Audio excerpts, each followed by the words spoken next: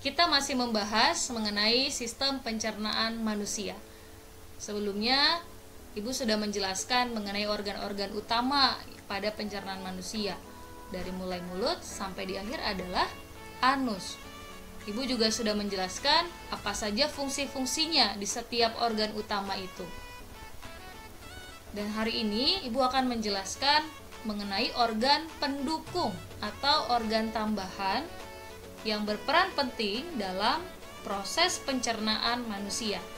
Sekarang kita lihat dulu ya, bagaimana sebenarnya proses pencernaan manusia itu yang melibatkan organ-organ utama tadi, mulai dari mulut sampai dengan anus. Kita lihat dulu.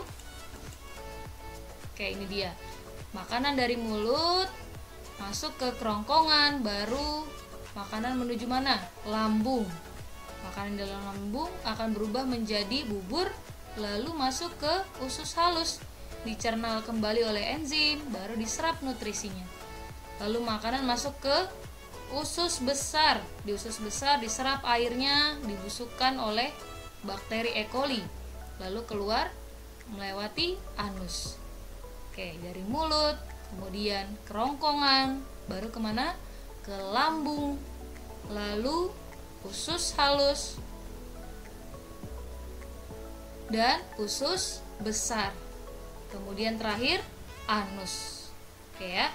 Usus halus, usus besar, kemudian anus. Itu dia proses pencernaan manusia. Ini melibatkan organ-organ utama ya. Oke, sebelum kita masuk ke dalam organ-organ pendukung atau organ-organ tambahan, Ibu mau menjelaskan dulu. Kalau sistem pencernaan manusia tadi, kalian bisa perhatikan dalam sistem pencernaan tadi, makanan kan ada masuk ke mulut. Di mulut ada gigi. Kira-kira makanan diapakan oleh gigi? Dihancurkan oleh gigi. Kemudian ada juga makanan dihancurkan oleh bantuan apa? Enzim. Nah, jadi berdasarkan hal tersebut, sistem pencernaan manusia dibagi menjadi dua. Ada pencernaan kimiawi, berarti kalau pencernaan kimiawi ini proses pencernaan makanan atau mengubah makanan dari bentuk yang besar menjadi kecil oleh bantuan apa kalau kimiawi? Kimianya berupa apa? Berupa enzim pencernaan, berupa enzim. Makanya disebut pencernaan kimiawi karena dibantu oleh enzim. Kemudian ada lagi pencernaan mekanis. Kalau pencernaan mekanis ini dibantu oleh gigi dan juga otot yang ada di lambung. Jadi kalau yang pencernaan kimiawi dibantu oleh enzim, jadi makanannya dihancurkan oleh bantuan enzim. Tapi kalau mekanis, makanannya dihancurkan secara fisik, yaitu oleh gigi, ya, oleh kuatnya gigi dan pergerakan otot yang ada di lambung. Nah, itu pencernaan mekanis. Nah, gigi, kemudian otot-otot yang ada di dalam lambung. Itu ya sistem pencernaan manusia. Jadi ada dua jenis, kimiawi dan mekanis. Sekarang kita lihat lagi. Sebenarnya enzim-enzim pencernaan itu ada apa saja? Ibu review kembali ya. Karena pada pertemuan yang lalu kalian masih banyak yang bingung, sulit ya untuk menghafalnya. Tapi Ibu akan ingatkan lagi enzim-enzim pencernaan. Oke, kita mulai dari yang ada di air liur. Masih ingat apa enzim yang ada di air liur atau saliva ini?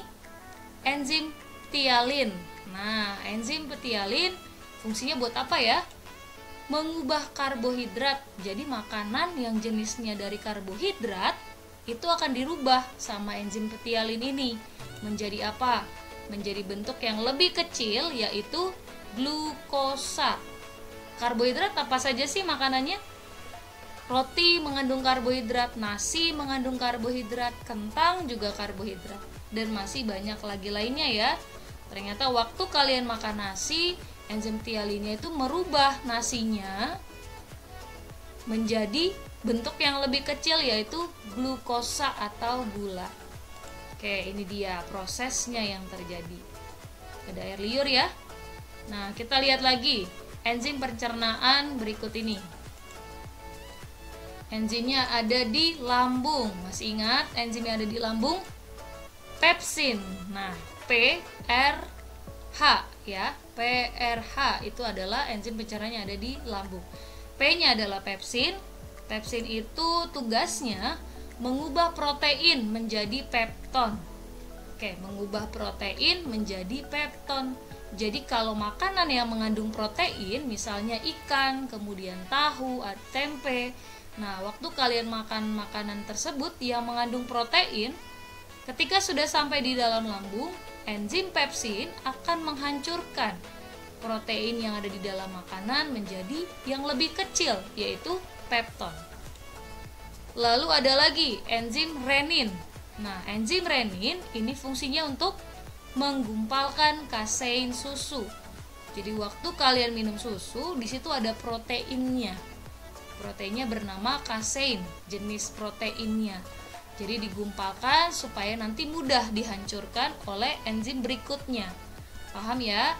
Kita lihat lagi, ternyata tidak hanya dua enzim ini, pepsin dan renin, tapi ada cairan asam. Cairan asam namanya HCl, asam klorida. Asam klorida fungsinya untuk apa? Membunuh bakteri pada makanan. Jadi ketika makanan masuk ke dalam lambung, langsung diguyur atau disiram sama apa nih bagiannya? Oleh HCl, sehingga bakterinya yang ada di dalam makanan bisa mati. Kemudian siap masuk ke tahap selanjutnya. Oke. Lalu ini enzim pencernaan yang di lambung, tadi ada pepsin, renin, dan satu lagi ada cairan asam, yaitu HCl, asam klorida. Jadi yang enzim ini ya, pepsin dan renin. Kita lihat ada lagi jenis enzim berikutnya, yaitu adalah enzim yang di usus 12 jari atau duodenum. Nih, duodenum. Usus 12 jari atau duodenum.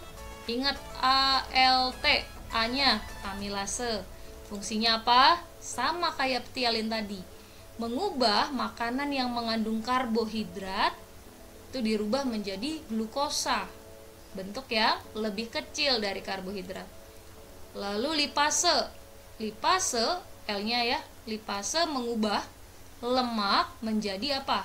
Asam lemak dan gliserol.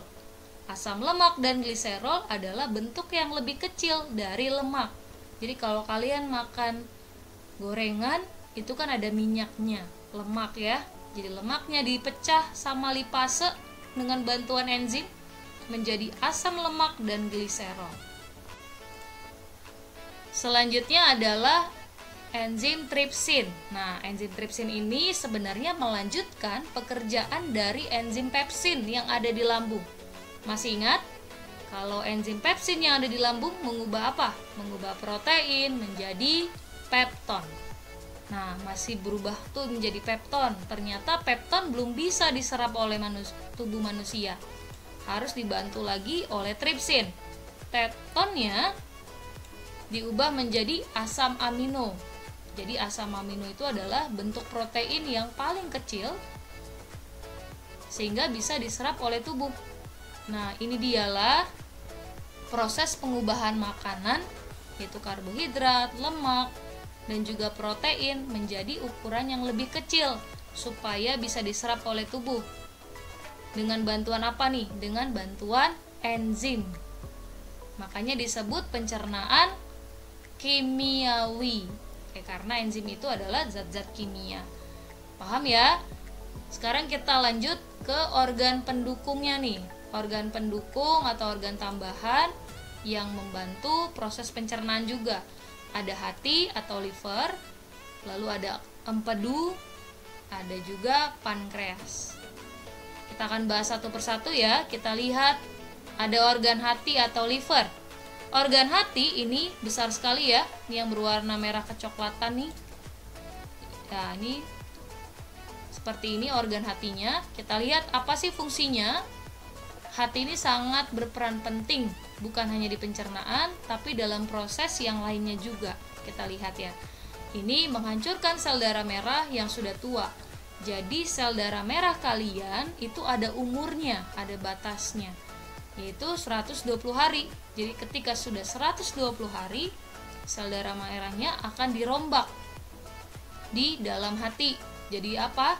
Jadi sel darah merah yang baru diedarkan lagi ke seluruh tubuh. Seperti itu. Jadi sangat penting ya adanya hati ini. Lalu menetralisir racun. Nah, menetralisir racun kalau misalnya kalian mengkonsumsi obat-obatan, antibiotik, itu ya, misalnya kalian sedang sakit dan mengkonsumsi obat yang banyak, itu harus dinetralisir dulu oleh hati. Nah, karena obat-obatan itu bagi tubuh, bagi organ-organ tubuh itu bersifat racun, walaupun satu sisi menyembuhkan bagian organ tubuh kalian yang sedang sakit. Begitu ya. Kemudian mengubah glukosa menjadi glikogen. Apalagi nih, mengubah glukosa menjadi glikogen. Jadi kalau kalian mengkonsumsi banyak gula, jadi glukosa ini kan gula, jadi gulanya itu akan dirubah sama hati menjadi bentuk glikogen. Jadi glikogen itu bentuk yang tidak aktif ya. Jadi bentuk gula tapi tidak aktif, jadi disimpan dulu. Nanti suatu saat kalau kalian butuh gula untuk dipecah jadi energi, nah glikogen akan dinonaktifkan menjadi gula. Paham ya? Jadi mengubah glukosa menjadi bentuk glikogen. Glikogen tuh bentuk yang tidak aktif, jadi bisa disimpan dulu sebagai cadangan makanan nih. Nanti sewaktu-waktu akan dirubah lagi menjadi glukosa. Kita lihat baru menghasilkan cairan empedu. Nah, jadi cairan empedu itu dihasilkannya oleh hati. Memproduksi hormon, ada hormon, kemudian ada protein dan juga menyimpan zat besi. Kemudian beserta vitamin-vitamin ya, ada vitamin A, B12, vitamin D dan vitamin K. Jadi ini kan sangat penting sekali ya bagi tubuh kita. Itulah fungsi dari hati. Jadi sangat penting nih. Jadi kalian harus menjaga kesehatan tubuh dan juga organ hati ini. Kita lihat lagi organ berikutnya, yaitu ada organ empedu. Kita lihat nih bagian empedunya. Empedu. Ini adalah kantong empedunya. Kemudian ini ada saluran. Ya, ini ada saluran-saluran empedunya nih. Ini dekat dengan hati. Kenapa dekat dengan hati? Kira-kira kenapa? Karena cairan empedunya dihasilkan oleh hati. Jadi yang nampung siapa? Yang nampung kantong empedu ini. Jadi cairan empedu kan dihasilkan oleh hati, kemudian disalurkan ke tabung-tabung ini, ke saluran empedunya, baru ditampung di kantong empedunya. Itu. Sebenarnya apa fungsinya? Kita lihat ya. Fungsi dari cairan empedu yang ada di kantong empedu ini, yang cairannya itu didapat dari hati tadi, itu fungsinya menetralkan asam lambung pada makanan yang akan menuju usus halus. Jadi kalian perhatikan ya tadi di dalam lambung. Jadi makanan yang masuk ke dalam lambung akan disiram oleh apa? Oleh HCl. Oleh HCl atau asam klorida tadi. Kan sifatnya jadi lebih asam. Nah, ketika masuk ke dalam usus halus, itu tidak boleh asam. Nanti akan terkikis usus halusnya. Jadi harus dinetralkan dulu. Jadi supaya tidak asam harus diberikan cairan empedunya. Oleh siapa? Oleh kantong empedu. Kalian bisa lihat ya nih salurannya. Ada salurannya menuju apa? Bagian sini salurannya menuju usus halus. Jadi waktu makanan lewat mau masuk ke sini, baru cairan empedunya akan memberikan. Nah, kemudian semuanya dikasih ke makanan yang akan masuk ke usus halus. Oke, supaya tidak asam lagi. Kita lihat lagi apalagi fungsinya, memecah lemak atau pengencer lemak. Jadi kalau kalian makan makanan yang berlemak, supaya tadi enzim apa yang memecah lemak? Yang memecah lemak jadi asam lemak apa? Lipase. Jadi lipasenya tidak bekerja secara berat karena ada cairan empedu. Jadi kalau cairan empedu itu memecah lemak dulu nih, dipotong-potong dulu rantai lemaknya. Lemaknya dipotong dulu, dipecah-pecah dulu, kemudian ketika nanti dicerna oleh enzim lipase lebih mudah. Seperti itu ya. Jadi cairan empedu sangat penting. Nah, kemudian membantu enzim lipase tadi ya untuk memecah lemak. Sehingga lemaknya bisa dipecah menjadi yang lebih kecil, yaitu asam lemak dan gliserol, supaya bisa diserap oleh tubuh manusia. Kita lihat lagi. Organ berikutnya ada pankreas. Ini dia, pankreas tepat di bawah lambung. Nah, kalian bisa perhatikan ya, saluran dari kantong empedunya, kemudian dengan saluran yang ada di pankreas, ini menyatu, kemudian menuju apa nih? Satu saluran apa? Usus halus. Jadi ada kaitannya ya dengan proses pencernaan. Kita lihat. Jadi pankreas itu menghasilkan enzim ALT, amilase, lipase, dan tripsin. Kemana? Ini menghasilkan ALT, disalurkannya kemana? Disalurkannya ke usus halus. Oke, jadi ternyata enzim yang ada di usus halus itu berasal dari pankreas. Kemudian menghasilkan hormon insulin. Nah, menghasilkan hormon insulin. Hormon insulin ini apa? Hormon insulin itu adalah hormon yang bisa mengatur gula darah. Jadi mengatur kandungan gula di dalam darah manusia. Kalau kandungan gulanya terlalu banyak akan menyebabkan penyakit diabetes. Kemudian kalau kandungan gulanya terlalu sedikit, kita akan mudah lelah, mudah capek begitu ya. Jadi yang mengatur keberadaan gula darah itu adalah hormon insulin. Nah, nanti hormon insulin akan memecah apa tadi? Yang glukosa, yang tadi ya. Jadi kan disimpan tuh glukosanya dalam bentuk glikogen ya. Kita lihat dulu deh. Glukosanya disimpan dalam bentuk glikogen nih di dalam hati ya kan. Glukosa disimpan dalam bentuk glikogen, yang tidak aktifnya disimpan di dalam hati. Ketika kalian butuh gula untuk energi, nanti hormon insulin akan memecah glikogen lagi. Jadi hormon insulinlah yang memecah glikogen menjadi gula, glukosa ini, sehingga kalian bisa berenergi. Kemudian kalau kebanyakan gimana? Kalau kebanyakan kandungan gulanya itu kan tadi penyakit jadi diabetes ya. Jadi hormon insulin akan mengubah gula yang banyak tadi menjadi glikogen. Oke, itu fungsi hormon insulin. Jadi pankreas, hati, dan juga empedu sangat penting untuk tetap kita jaga juga. Jadi mari kita semua menjaga kesehatan. Terima kasih semuanya, sampai jumpa di sesi kedua.